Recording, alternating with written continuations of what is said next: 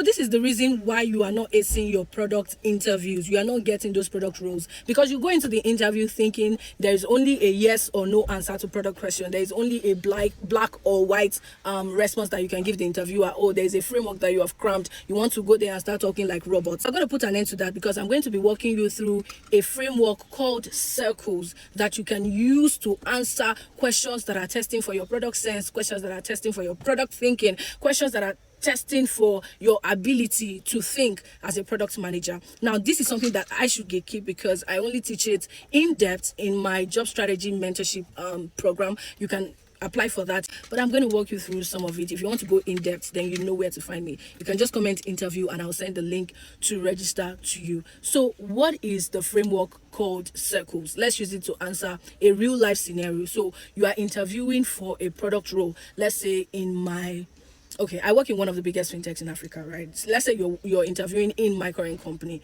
right? And they ask you a question like, you are a product manager at this company, and the growth team told you that 30% of new users, they sign up but they do not make their first transactions. Now your head of products or the senior product manager has told you, oh, we need to find the solution to this. What would you do? What would be your process? Now, those who have attended product manager interview, you know this sounds familiar. So let's use the circles framework to answer this question. The first C is for comprehend the situation. The first thing you want to do is to actually understand the problem. It's okay to ask more questions at this stage. You want to say things like, oh, let me go deeper into understanding the user. Is it this particular set of user? Is it this type of user? Is it, for my current company now, for instance, we have different user type. We have the businesses, we have governments, we have direct customers, we have small business owner, any type of user that you might think, right? And in that case, you might want to now say something like, okay, which of this category of user, and where are we even getting them from? You might even think from the place of, oh,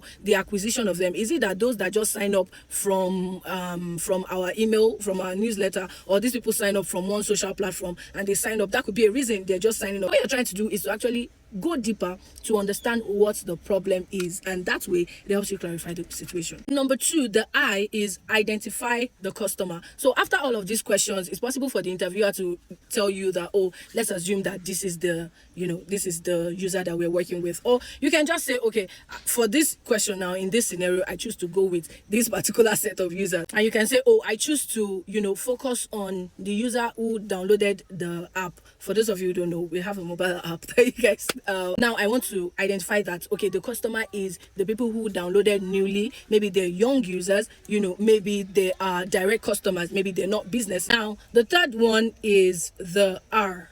Report the customer need. Like, what is this person actually trying to do with the mobile app? Or is the mobile app even their first account? So now I'm assuming that they don't know about this mobile app just yet, and the mobile app is sort of like their secondary account. If it's their primary account, that's the first thing they will think about, right, when they want to make any transaction. But because it's their secondary account, it might not readily come to them. You're able to recognize that, oh, somebody who is using this mobile app for the first time, right, probably has a different account as their primary account, and they probably don't even know that, oh, maybe the app can do as much of their day-to-day transactions, that they want the application to do. Another need of the customer could be trust. They might be like, oh, I trust my bank account, all the normal accounts that I use. I still haven't built trust with this particular app. Another need could be maybe they encountered friction while probably topping up their wallet. Of course, topping up their wallet is also a type of transaction. So all these I've mentioned are the different types of needs that the customer could have that you could emphasize, in your interview.